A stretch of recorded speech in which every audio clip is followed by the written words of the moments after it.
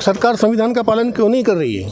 जाके पाँव में फटी बीवाई, वो क्या जाने पीर पड़ाई। अगर सरकारी स्कूलों को अच्छा करना है तो प्राइवेट स्कूल बंद करने ही पड़ेंगे। किसान भी हमारे हैं और किसान के ऊपर लाठी चलाने वाले जवान भी हमारे हैं। हमें आपस में एक दूसरे को नहीं लड़ाना। ये अंग्रेज़ों की सरकार नहीं है कि हम उठाएं अंग्रेज़ों को गोली मार दें। हम सरकार भी हमारी है, किसान भी हमारा है, जवान भी हमारा है, सब हमारे हैं। इसका मतलब उनको ही पता था मकानों की समस्या है, तो फिर क्यों नहीं दिए? अगर नहीं दिए तो इसकी गलती किसकी है? प्रधानमंत्री की गलती। बात तो रोजगार की भी करते हैं। मोदी जी ने रोजगार की बात की थी 2014 में, अब कहाँ गया? देश को 78 साल हो गए आज़ाद हुए, लेकिन आज भी देश में रोटी, कपड़ा, मकान, स्वस्थ शिक्षा, रोजगार एक बड़ा मुद्दा बना हुआ है। आप देख सकते हैं दिल्ली के जंतर मंतर पे हूँ और यहाँ के पीछे एक बैनर लगा हुआ है, उसमें साफ साफ चीज़ें लिखी हुई है कि प्राइवेट स्कूल बंद करो, शिक्षा व्यापार ख़त्म करो और तमाम चीज़ें लिखा हुआ है। लेकिन यहाँ कुछ स्लोगन लिखा गया है, मैं उसके बारे में बताऊँगा। लेकिन एक सर हैं, मैं उनसे पहले बातचीत करूँगा कि देश में आज भी देश विश्वगुरु बनने जा रहा है, आज भी स्वस्थ शिक्षा रोजगार एक मुद्दा है। आज जो आम आदमी की हालत है वो बद से बदतर होती जा रही है, तो ऐसे विश्वगुरु से क्या फ़ायदा? विश्वगुरु तब बनेगा, देश का विकास तब होगा जब आम आदमी की आंखों में चमक आएगी। अगर हम उस नज़र से देखें, आप बेरोज़गारी की बात कर रहे हैं, हमारे प्रधानमंत्री जो है रोज़गार के प्रमाण पत्र बांटते हैं कि हमने इतनी नौकरियां बांट दी, उसका घोषणा कर रहे हैं। मतलब ये काम अगर प्रधानमंत्री को करना पड़ रहा है, इसका मतलब बेरोज़गारी की समस्या चरम पर है।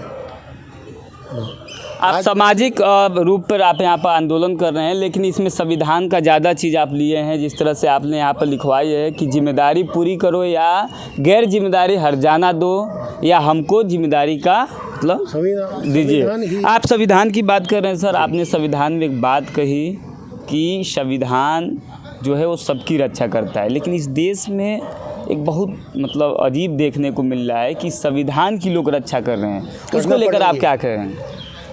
आज जो हमारा संविधान है, जब लिखा गया था तो उनकी कल्पना नहीं थी कि देश के लोगों का चरित्र इतना नीचे गिर जाएगा, इसलिए उन्होंने कुछ चीज़ें वहाँ पर छोड़ दी। तो उन चीज़ों को दुरुस्त करने की आवश्यकता, संविधान को और सशक्त बनाना पड़ेगा और आज की परिस्थितियों के हिसाब से उसको आधुनिक करना पड़ेगा। या फिर सिर्फ राजनीतिक सिंपैथियाँ बिटोरने के लिए संविधान की रक्षा की बात की जा रही है? वो कौन किस लिए कर रहा है ये उनकी बात तो वो जाने। हम संविधान को सबसे पहले तो सशक्त बनाना पड़ेगा। संविधान में हमने सुधार भी कर दिया, लेकिन वो लागू ही नहीं हो रहा, तो वो अभी पुराने जो सुधार हैं वही लागू नहीं हो रहे। तो हम और भी सुधार करके लिख देंगे तो क्या फ़र्क पड़ जाएगा? तो सबसे पहले तो इस संविधान को जो जैसा है फ़िलहाल, सबसे पहले उसे सशक्त बनाना पड़ेगा। उसे सशक्त बनाने के बाद जबकि पता चले कि अब संविधान को मानने के लिए सरकार बाध्य है, तब फिर हमें संविधान में कुछ सुधार करने पड़ेंगे। तो इस तरह से हमारे लिए जो संविधान है वो व्यवस्था परिवर्तन का आधार है। इस देश को 78 साल हो गए आज़ाद हुए। 78 साल से इस देश पे 2 ही राजनीतिक पार्टियाँ आज तक कब्जा जमाई हुई हैं और वही चूहे बिल्ली का खेल खेलती नज़र आती हुई हैं। जो संविधान लेकर जो लोकसभा चुनाव आपने देखा, जिस तरह से राहुल गांधी संविधान लेकर चुनाव लड़े और हर अपनी सभा में संविधान के एक पंक्ति भी नहीं बोलते हैं। संविधान में साफ साफ लिखा हुआ है आर्टिकल 1 में, इंडिया डेट इज़ भारत, लेकिन हर सभा में वो चिल्लाते हैं हिंदुस्तान हिंदुस्तान, और वो बड़े मुखबिर हैं और वो कहते हैं कि मैं संविधान की रक्षा करता हूँ। उसको लेकर आप क्या कहें? देखिए, जो जहाँ तक शब्दों का सवाल है, भारत के दो, हिंदुस्तान के दो, इंडिया के दो, ये कोई इन चीज़ों से, नाम परिवर्तन से, इससे कोई बहुत बड़ा फ़र्क नहीं पड़ेगा। वो संवैधानिक नाम नहीं है, वो बहुत बड़े मुद्दे नहीं है। ये मुद्दे हो सकते हैं लेकिन इतने बड़े मुद्दे नहीं। संविधान सबकी रक्षा करता है, आप संविधान की रक्षा के लिए मुद्दा बना लेते हैं। वही है कि आज संविधान हमारी रक्षा क्यों नहीं कर पा रहा है? सरकार संविधान का पालन क्यों नहीं कर रही है? संविधान नहीं रक्षा कर रहा है तो कौन रक्षा कर रहा है फिर?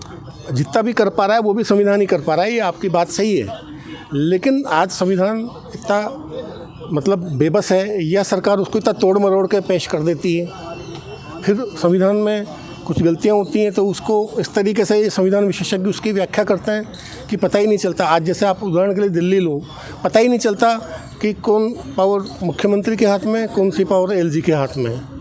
तो यही तो सारी अस्पष्टता है। अब ये संविधान उस टाइम का थोड़ी है। आज जो संविधान जिस रूप में कितना तोड़ मरोड़ करके इसको सामने रखा गया है, तो उसको सशक्त करना सबसे पहले, फिर उसके अंदर करेक्शंस जो आवश्यक है, आधुनिकीकरण। इसलिए हमने 2 शब्द दिए, सशक्तिकरण और आधुनिकीकरण।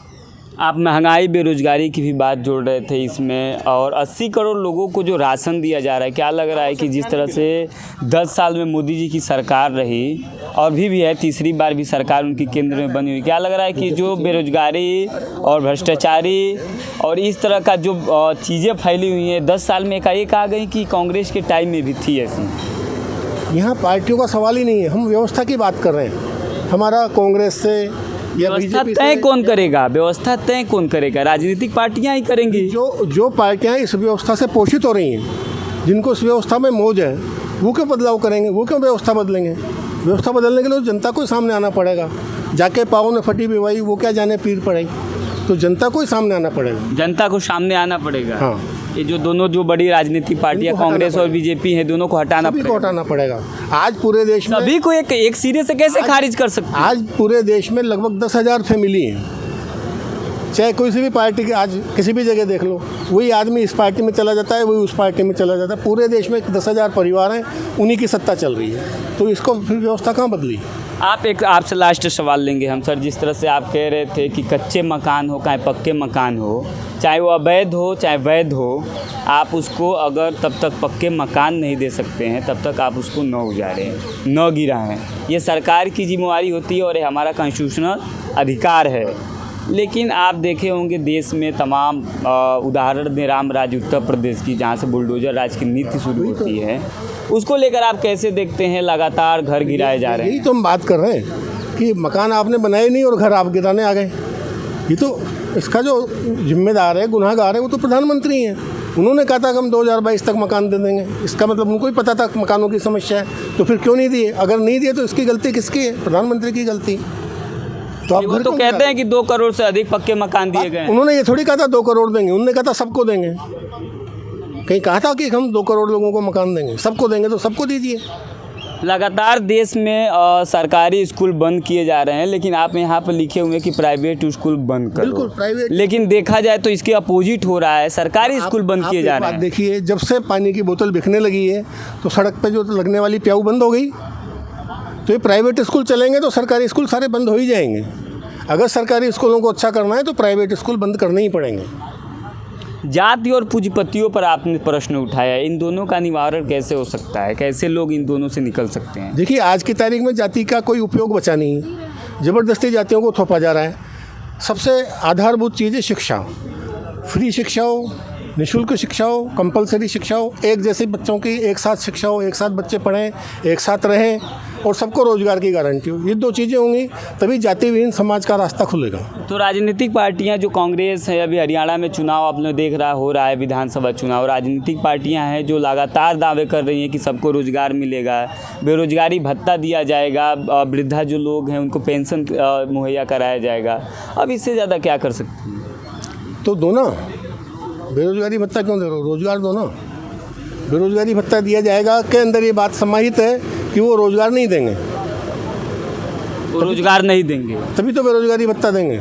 रोजगार है ही नहीं, पकौड़ा तलने का रोजगार। हाथ ऊंचा कर दो, हाथ ऊंचा कर दो। हम रोजगार नहीं दे सकते, वोट देना है तो दो, नहीं तो मत दो। जनता को सामने रखो ना कि भी हम रोजगार नहीं दे सकते।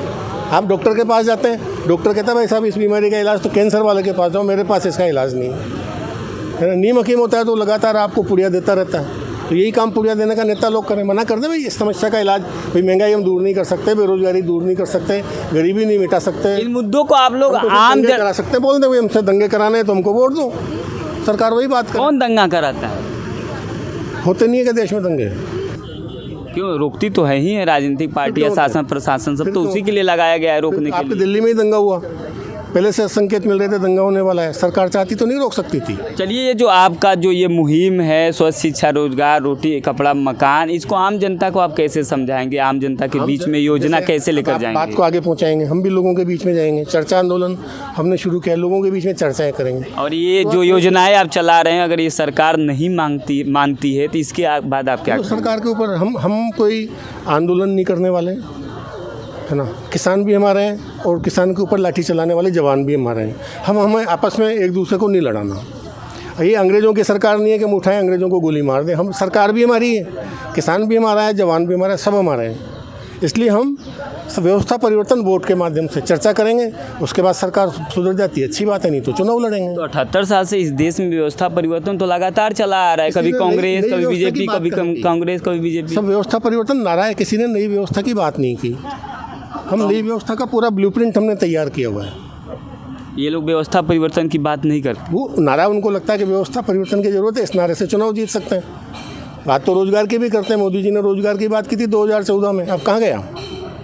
चलिए, हमसे समय दिया, आपका शुक्रिया। Thank you. तो ये आप देख सकते हैं, ये जो सोशली प्राइम डेमोक्रेटिक फ्रंट के पार्टी के जो अध्यक्ष जी हैं, जिस तरह से इनका मुहिम छेड़ा हुआ है, प्राइवेट स्कूल बंद करो, शिक्षा व्यापार खत्म करो, जनता विकास खुद कर लेगी, तुम शिक्षा खर्च वहन करो। तो आप देख सकते हैं, बहुत बड़ा मुद्दा है देश में। जिस तरह से रोजी रोटी के लिए जो आम जनता है, जो त्रस्त हो चुकी है, उनका मूल साधन होता है रोटी, कपड़ा, मकान, लेकिन उनको आज उससे भी वंचित किया जा रहा है। स्वस्थ शिक्षा, रोजगार से तो वंचित किया ही जा रहा है।